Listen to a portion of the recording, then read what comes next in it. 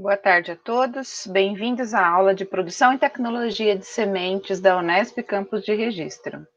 Essa que vos fala é a professora Elza Alves Correia e o assunto da disciplina hoje é composição química das sementes.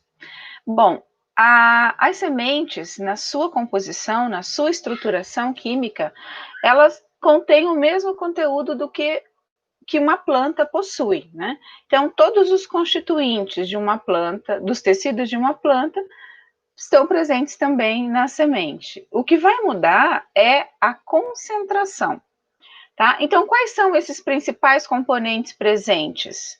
São carboidratos, são lipídios e são proteínas, dentre outros elementos, né? Mas esses são os principais.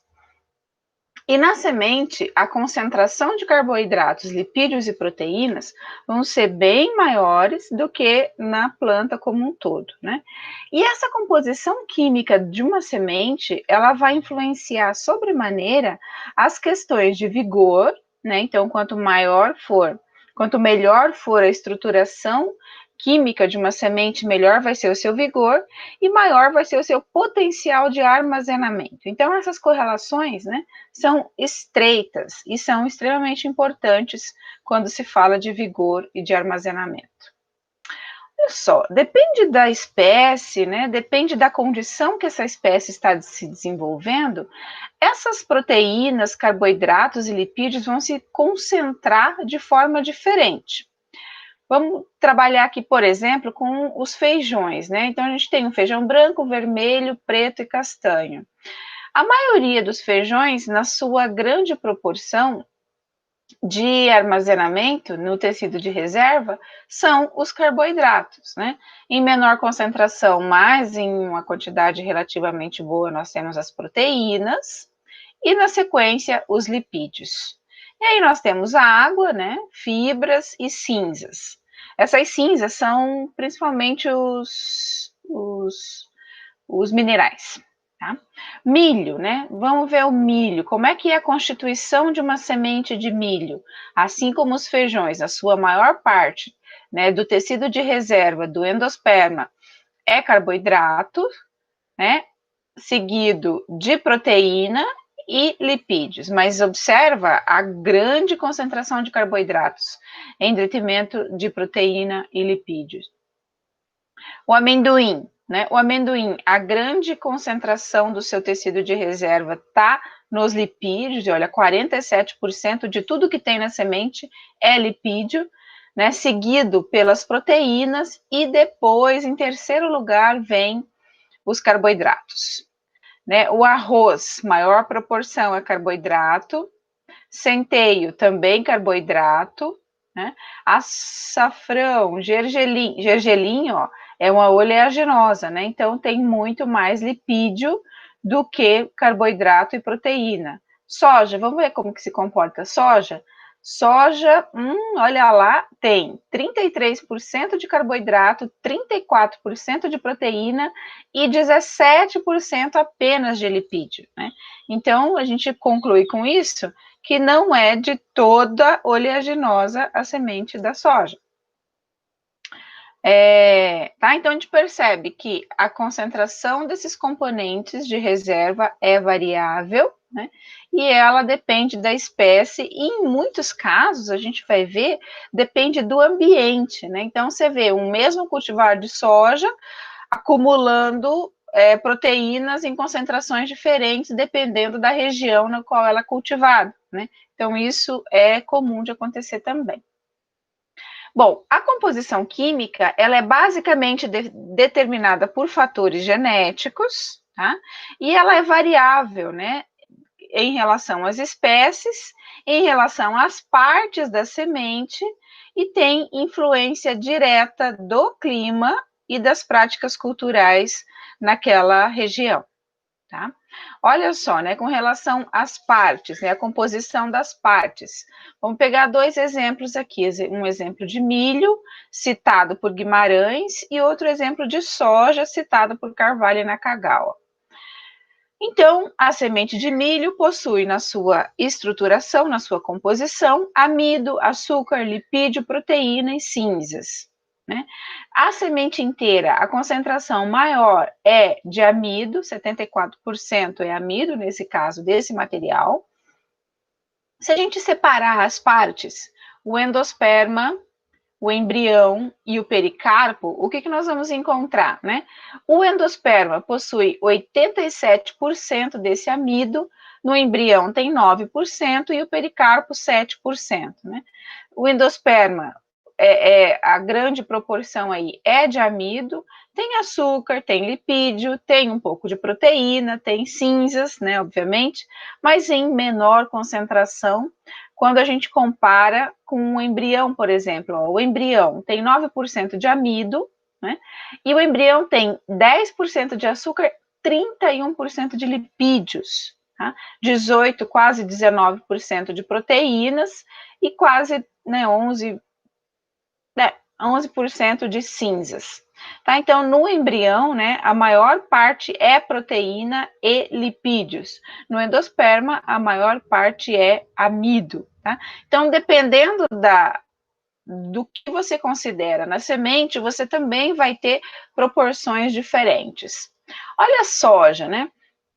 Soja, quando a gente separa tegumento, cotilédone, hipocótilo e considera a semente como um todo, nós vamos ter, né? Um exemplo a gente já viu na tabela anterior, mas lembrando que dependendo da variedade, você vai ter essas proporções aí um pouco diferentes, tá? Não é sempre o mesmo valor, não. Isso é variável com a cultivar, com o ambiente principalmente e com o sistema de cultivo, tá? Mas para esse material aqui, ó, 40% da semente é proteína, 21% da semente inteira, tá? É lipídio, 34% carboidrato e quase 5% cinzas. Isso aqui segundo Carvalho Nakagawa. Quando a gente separa, fraciona as partes da semente, ó, o hipocótilo vai ter uma proporção bem maior de carboidratos, só que o cotilédone vai ter proporção maior de proteínas e o tegumento muito mais carboidrato, tá? Então, isso para a gente ter em mente, pessoal, que nada é fixo, né? Então, essa composição química, ela é variável, composta basicamente de lipídio, carboidrato e proteína, dependendo da estrutura, se eu estou considerando tecido de reserva, se eu estou considerando o embrião, se eu estou considerando o tegumento, né, essas proporções vão ser diferentes.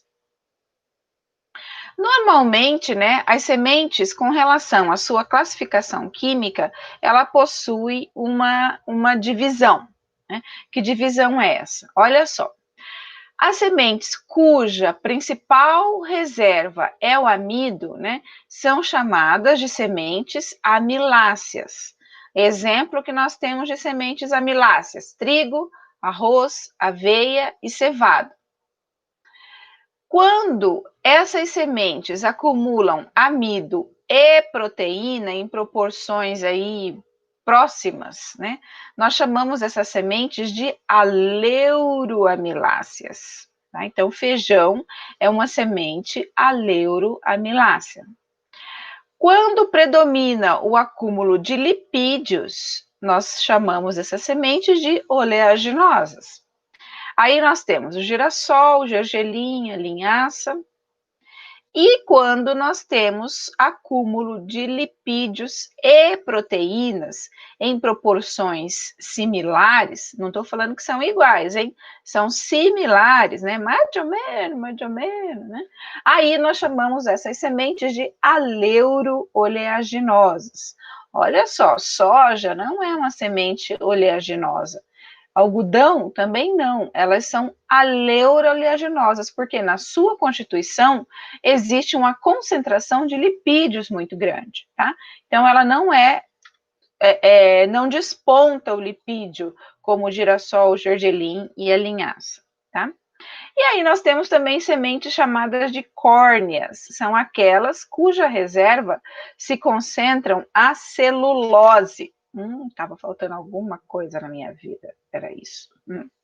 Quando se concentra a celulose, temos tremoço e café, por exemplo, aí são sementes córneas, tá? Bom, essas sementes, né? Amiláceas, aleuramilácea, oleaginosa, aleuro-oleaginosa, as córneas, como nós dissemos, elas possuem concentrações diferentes de carboidrato, lipídio, proteína e outros elementos, né? E quem são esses carboidratos, por exemplo? Quem é essa proteína? Quem é esse lipídio que se acumula nessas sementes? Por exemplo, dos carboidratos, né? Os carboidratos, eles têm a função primeira de fornecer energia para a retomada do desenvolvimento do embrião durante a germinação. Então, quando a semente absorve água e todo o processo fotossintético, não, todo o processo de germinação vai se iniciar, né? É o carboidrato que vai dar esse start, que vai dar essa energia inicial. Por isso ele é tão importante. Por isso que uma semente que tem uma composição de carboidrato adequada, ela vai ser uma semente mais vigorosa, comparando com uma que não tem uma concentração, uma composição de carboidrato legal, tá? Esses carboidratos podem ser amido, celulose, hemicelulose, açúcares e mucilagem, tá? Aí vai, né, é variável com a espécie, é variável com a cultivar, é variável com o local onde essa cultivar, esse material está sendo produzido, é variável com o ambiente a qual ele se encontra, né, obviamente, e é variável com o sistema de cultivo que você está dando, que você está implementando na sua área. Mas, né, você pode ter todos esses elementos, né, aqui, ou tem uma maior ou menor concentração de um ou de outro. Tá? Teores de amido em porcentagem, semente e endosperma de alguns cereais, por exemplo. Olha só, né? Se nós compararmos a quantidade de amido na semente de milho, ela é bem menor do que no endosperma. Então, se eu tiro o embrião e tiro o pericarpo, né? 88% do endosperma é amido. O trigo, né? Trigo, a semente como um todo, 65%. Se eu desconsidero o tegumento e desconsidero o embrião, quase 80%, né, da semente vai ser amido, vai ser endosperma. Arroz, 81% desse material é considerado amido, uma semente inteira. Se eu desconsidero o embrião e desconsidero o tegumento, aí passa para 90%. Tá? Então, 90% do tecido de reserva dessa semente de arroz é amido. E assim sucessivamente, o sorgo, né? 83% do tecido de reserva é amido, a cevada, 77% é amido, e a aveia, ó, a semente como um todo, 45% é amido, se eu considero apenas o tecido de reserva, 70% sendo amido. Tá? Então, a gente percebe essa diferenciação, né, da concentração de amido aí dentro da semente, quando a gente separa as suas partes. A gente vai ver, né, durante a aula de germinação, como é esse amido, ele é dividido, né, porque as formas de quebra, né, elas são diferenciadas porque vão usar enzimas diferentes. Tá? Os lipídios, né? Os lipídios também são observados em grande concentração, dependendo do material. A composição básica é glicerídeos, né? Esses glicerídeos podem ser os insolúveis em água, os ácidos graxos, fosfolipídio, que constituem principalmente as paredes celulares de toda a semente, né? E outros tipos de lipídios aí presentes nesses materiais. Os fosfolipídios, né? Além de parede celular, ele podem ser as fosfatidilcolina, por exemplo, né?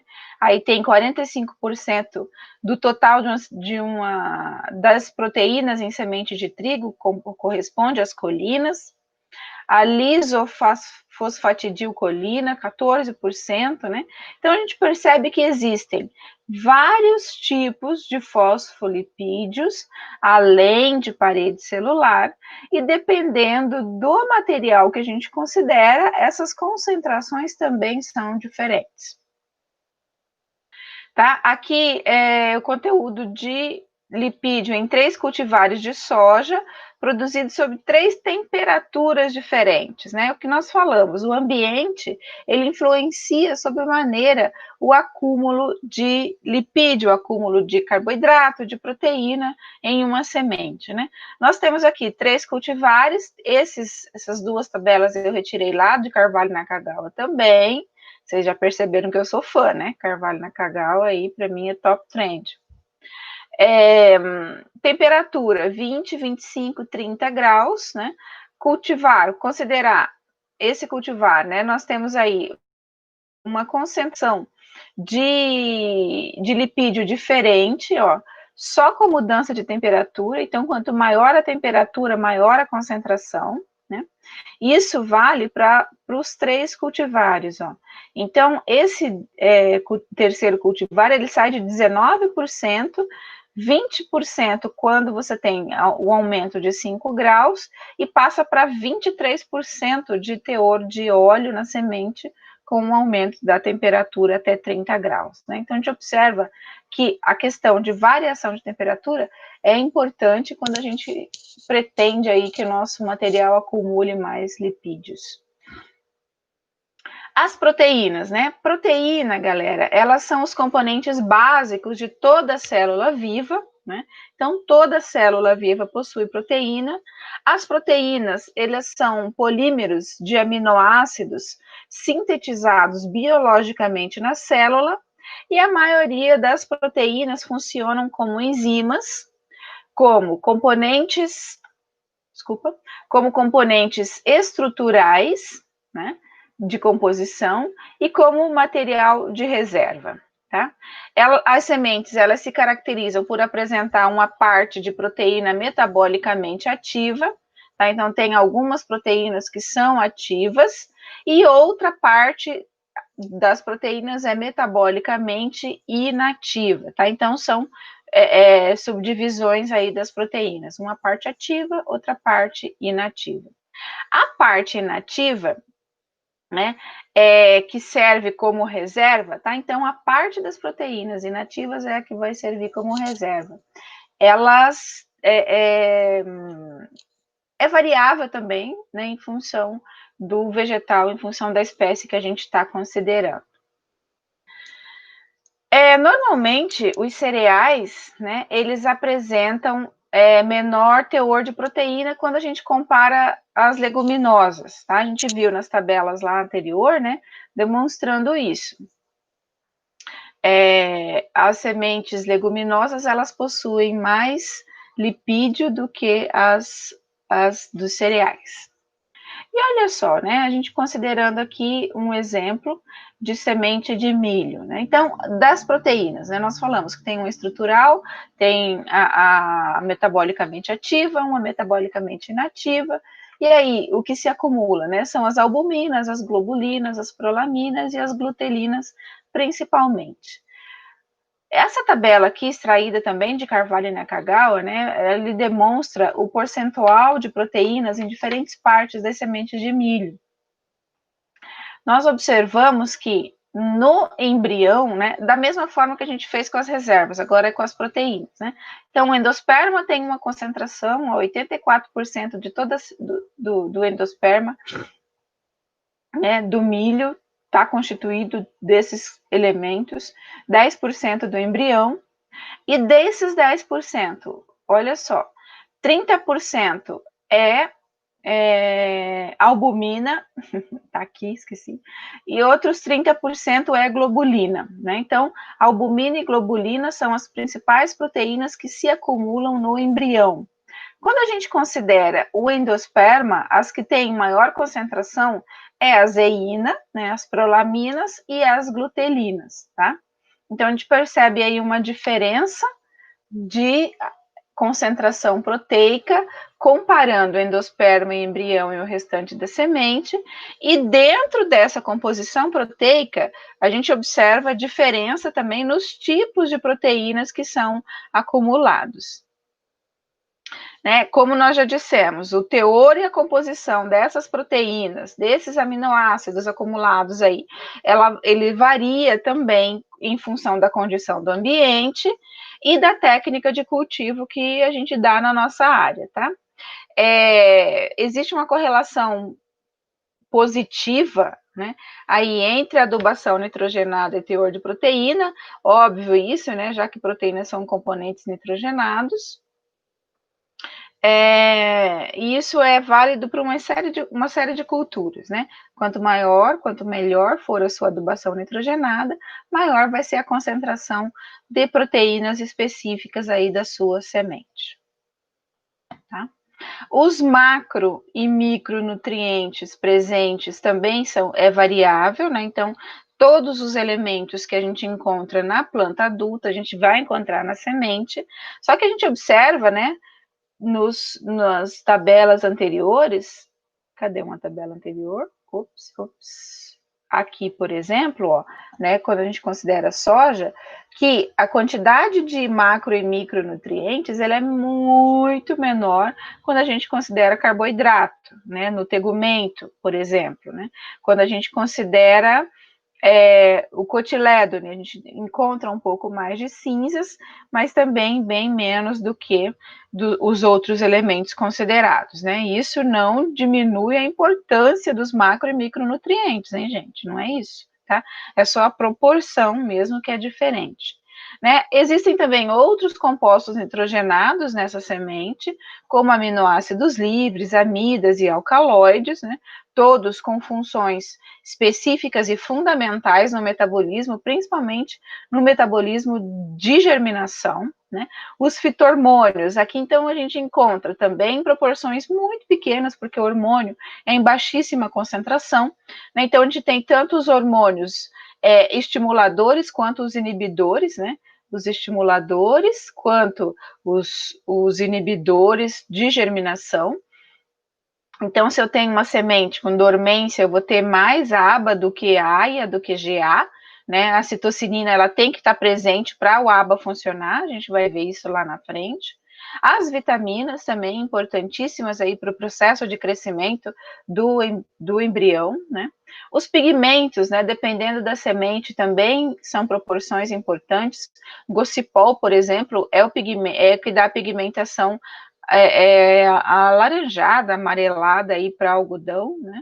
Em muitos casos, e alguns compostos voláteis, né, também são encontrados na semente. Beleza? Então, isso foi a aula sobre composição química de sementes. Espero que vocês tenham gostado. Qualquer dúvida, pode perguntar, deixa a pergunta aí embaixo que eu respondo assim que possível, né? E estamos sempre à disposição. Beijo, te vejo em breve.